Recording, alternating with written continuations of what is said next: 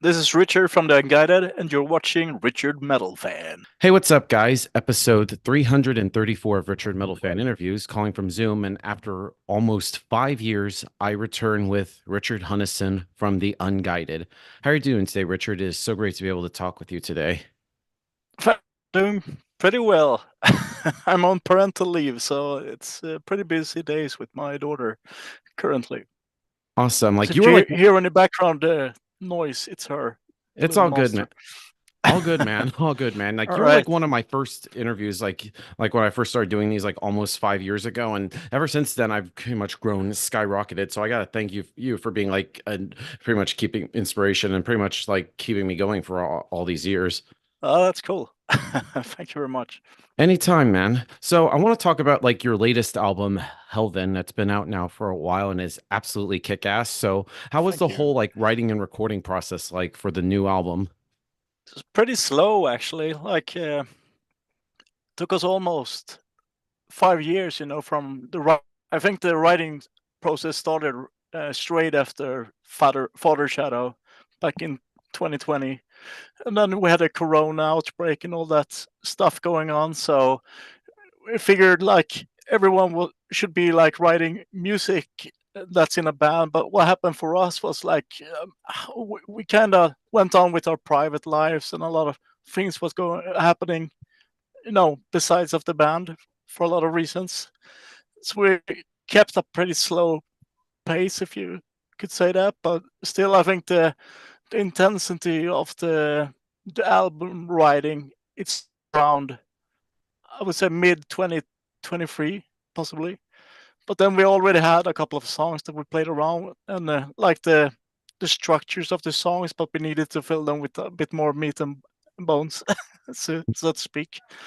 Huh, cool. But I think for me the lyric and vocal process started pretty late 2023, and I think I was pretty much done by New Year's Eve or before Christmas there. So when the mixing process started early 2024. All right.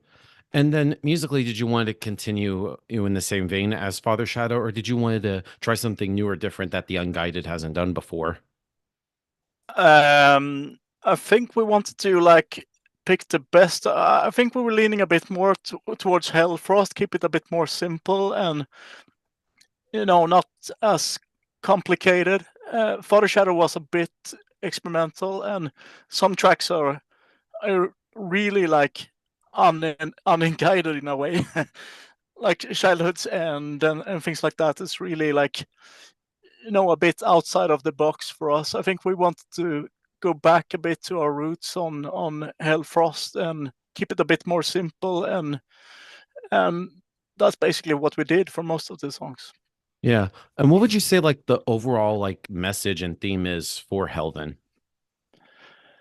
I've created this unguided universe over the past six albums. It was pretty important for me to wrap it up. So half of the songs is about the story and the lore about the unguided and everything, all the characters that's been going on around that, especially like the three last albums, which is a trilogy focusing on the Seth and Gaia story. So like pretty much half of the album is about there. But then again, there was a lot of like global strains going on, so I think it was hard for me to not being like affected by that. So that went into the as well, especially like Red Alert. And then of course I became a father late or in the middle of 2024. So when I wrote the album, um, my wife was already pregnant, so that affected me a lot as well. A lot of existential, legacy stuff in a way. So I think that kind of poured down in the album as well. Right, right. And congrats, by the way. Thank you very much.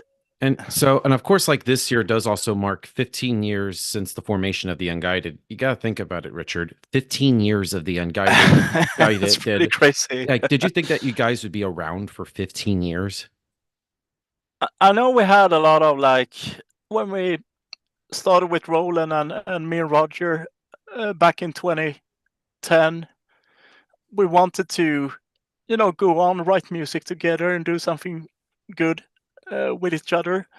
I can't imagine, maybe like those 3 first albums, that would have been it, but we got a bit, carried away, and we continued, and the band grew, and it just felt right to continue with the band. So it's amazing to be here 15 years later and with 6 albums deep into the band. So that's cool. Yeah, yeah, and you pretty much was also curious, like, was there also sort of like kind of continuing on, like, was there sort of like a vision in forming the band, considering like you and your brother and Roland kind of came from Syndicate, and of course like Richard Schill Schill played with X level above human, and of course now we have like Frederick on bass with Lazarus. Did like maybe like trying to like combine all of your elements in all or different like experiences into one thing, or did you want to like start completely separate and start with a clean slate? No, I mean, in one sense, there's new competence added to the band all the time in a way. So of course, like it's gonna color the band in that way, in that direction. So both Richard, when he joined back in, I think it was 2012, he added something real fresh to the drums, and his capacity and skill is just crazy. And he's a great songwriter as well. Uh, and I mean, me, Roger, and Roland have been writing songs for a long time together, so it would be a certain formula. So it was good to get some new blood in the band and try something new. So we can't like do the same album over and over for unless if you're 25 years. AC/DC. Yeah, exactly. So we wanted to evolve and try something new and challenge ourselves. Right. And in addition to Jonathan, when he joined back in 2016, I mean, he's an amazing singer and very skilled guitar player and a good songwriter as well. So he added a lot to the table and took us to new levels in some of the songwriting, and also like what we can do both live and as a band. Right. And then Freddie joined like because back in 2020 when Henrik left, we didn't feel like we didn't play that much live, so we didn't figure we didn't need a like bassist at the point. So it was more when the new album became a reality back in 2023, it became more real that we're going to play a bit more live, and we wanted to have a fixed member on the bass, and Frederick was a good friend to Richard, and he became a great friend to the band. So the chemistry all added up, and it was cool to have him on board. And he made some amazing work on Hellven as well. Right. And one thing to talk about, I think we might have talked about this the last time we spoke, is like I love the lyrical ideas, and pretty much inspired by like the very conceptual and very fantasy based. So when it comes to like making the lyrics, did you have to like put yourself in like a certain like mind frame in order to come up with those lyrics, or do you have like the whole entire story written behind that, or do you have like to have the story first before coming up with the lyrics? I always have the story first, but I mean, to write music or lyrics in this way, it's a bit more complicated. So it's like doing stuff hard mode for once, if you want. Because when I started to write the story, it was more about writing down what I needed to say about the whole Sonic Syndicate and the Unguided transition. And I was done with that over the past the first 3 albums in a way. So, but then I kind of let the characters and the story live on for the remaining 3 albums. But at first, it was only I had the story for the 3 first albums and the conceptual things, and then I started to write a bit more for drama's sake or the fiction of it.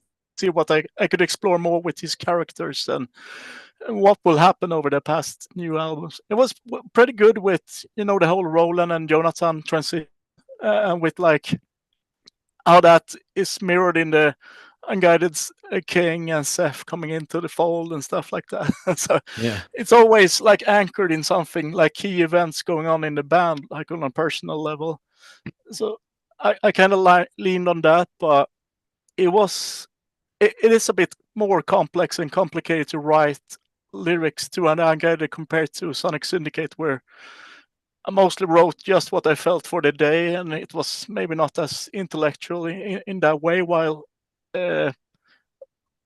writing for the Unguided, I need to go back and study the reference and the source material and then go on. So Cool. it takes a bit of more time.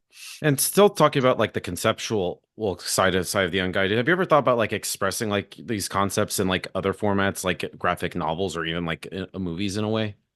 Um, I mean, we did an audio drama. They were pretty expensive, but it was fun. But it didn't like get the best reach in a lot of ways. Like they cost more than what they give in a way. so it's, I think it's more fun for the hardcore fans and for me especially to write this, and it's also nice to have something to lean on when you write the lyrics instead of like trying to come up new stuff. There's always something to say in that way. Right. And I think like we try to write albums and songs when we have something to say. I think that's important instead of like trying to force something out of yourself. Yeah. And one thing I also like is, of course, like one of the signature parts of the Unguided sound is sort of the collaboration between you and Jonathan, and of course in the past Roland on vocals. When it comes to like having like the two vocalists thing, do you have to be like in the same mind frame, like emotionally, in order to come up with lyrics? Or when it comes to like you two, like having the two vocalists like sing together, because I feel like it's like 50-50. Like, how do you make it so that way it's like equal in the song? I don't know. I mean, now we worked over 3 albums together, me and Jonathan, and it kind of just like it's very natural now. It's usually when my part starts with the lyrics and the screaming vocals, there's always like a chorus melody already hammered out without text, like just gibberish, like a melody that I can write some lyrics to. So, but I think I always listen to the songs and the chorus melodies and the clean vocal melodies, and the feeling I get from that I try to align with when I write the lyrics. So in one way, I mean, it's Jonathan that did the clean vocals patterns, and the songwriter that kind of sets the vibe for the song or the theme of the song, while I just like catch on that and write my lyrics out from the feeling that stirs in a way. Yeah. And I also love how like every song that you guys put out is like different vibes. Like listen, like a song like Pathfinder is different from a Mm. song like Phoenix Down that's different from like Enraged is different than Legendary. Like I feel like every song is like a different vibe and emotion. Do you have to like That's be in cool. that sort of like certain vibe or different headspace depending on like the like the feel of the song? I think I write best lyrics when there's something happening. Often, like if there's something bad going on in my life, that's when I write the best lyrics. I think that goes for a lot of musicians and lyricists. Uh, for the moment, I'm really happy about everything in my life. So I think it was I hard hope to so. like kind of yeah. So that's and I've seen it in like quite a few other bands as well. Like when Metallica they release a song about where everything is unfair in the world or whatever. It's like you're all millionaires. How hard can it be? And I think I'm that at that juncture in my life. Like everything is pretty well done for me, and I'm a happy guy compared to like when I wrote the stuff for Sonic Syndicate or back when Lust and Loading was a bit of a low point for me as well, like emotionally. So that was very emotional album. I think the same with Hellfrost, with the whole moving on from Sonic Syndicate going into the Unguided. That was like a big emotional thing for me as well. So it's like every other album, there's something going on, and and I think I write best lyrics at those points. But Yeah. then again, you kind of I get you get more skilled as a lyricist on the profession, so maybe you can like override that in a way, even if you're super happy at the moment. Yeah. Yeah. And kind of want to turn back the clock because this year does mark 20 years of the first Sonic Syndicate album, Eden Fire. The first time uh, the people have heard music from Sonic Syndicate. So what was sort of like the mindset going into making like that album? Because I feel like you still had like that concept like then to even now with the Unguided. Yeah, for sure. Like, actually, when I wrote Hellven, I studied Edenfire a lot. I tried to get under the skin of like the teenage me for just to, get into that mind frame again. And I'm big on nostalgia, so I think that's a powerful, and I think it's powerful for the fans as well to have some hints and clues every there and Yeah. there for that, that people that have been fans for a long time. But when we wrote Eden Fire, I don't think we really understood what we were sitting on there. We just like wrote the best music we could possibly do with the skills and experience we had at the moment, and also we had a like great studio that really pushed us to do the best in the production and everything on that. So for us, I mean, that was a bit of a unicorn. We were very lucky, and we were very eager to come out and play, and we wanted to be the best at the moment. And that was the emotions we had, and the songwriting was, colored by that in a lot of ways. Yeah, and it's crazy because I was only like in middle school when that album first started off, but I didn't even heard of Sonic Syndicate back then. But I still think uh, like every song is perfect. Like starting off with Jailbreak and then ending with where the Black Lotus grows. But every song in uh, between that as well, like Crowned in Despair, Misanthropic Coil, like Zion Must Fall. I feel like every song just flows perfectly within one another and has like those different kind of vibes and emotions behind it. yeah.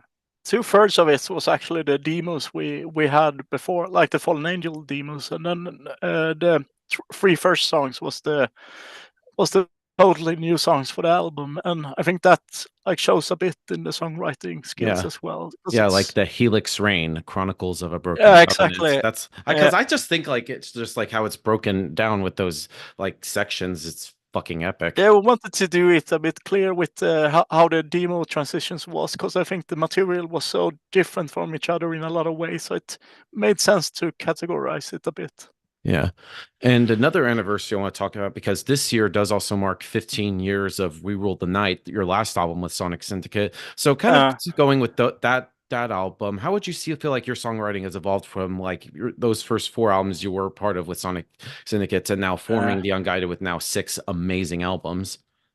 I mean, We Rule the Night and I have a bit of complicated relationship since the album I exit the band on. And I Yeah. mean, Sonic Syndicate was my baby in a lot of sense. So, I mean, those was hurtful days in a lot of ways. But as time goes, I think the relation between me and We Rule the Night is getting slightly better and better. And I really appreciate the work that me and my brother did on that album, for example. Yeah. Um, and that's like, I don't know, 4 or 5 songs maybe.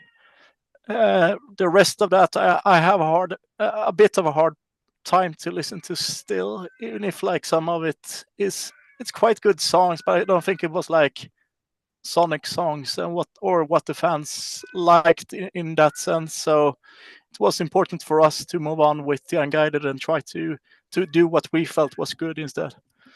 All right. All right. I Mm. got two more questions for you and sort Mm. of like continue also talking about like the songwriting process. Like, when it comes to like the creation of the songs, do you prefer to like work alone when it comes to making the songs, or do Yes. you need to have like, well, okay, you pretty much answered that. No, But you I also mean, need, I think the songwriting. I'm To be fair, I'm not involved in the composing, the instrumental parts of the songs. I leave that to professionals, and that's Roger, Richard, and Jonathan. They do great songs, all of them, and they're great songwriters, and they're very diverse and different in their own way. So over the past, I would say like Father Shadow and this last album, it's 1/3 is written by uh, one of these composers, and add my touch with the lyrics and the vocal patterns. Of course, we have like a democracy when it comes to what want to produce in the song, so what we think is good, and like the taste and our own preference, and we try to do a bit of consensus of that in the end. But when it comes to the lyrics, it's a rogue mission in a lot of ways, because I have a very clear mission yeah. for what I want to do, and that's me sitting in a dark corner, just writing, pouring my heart out in my way.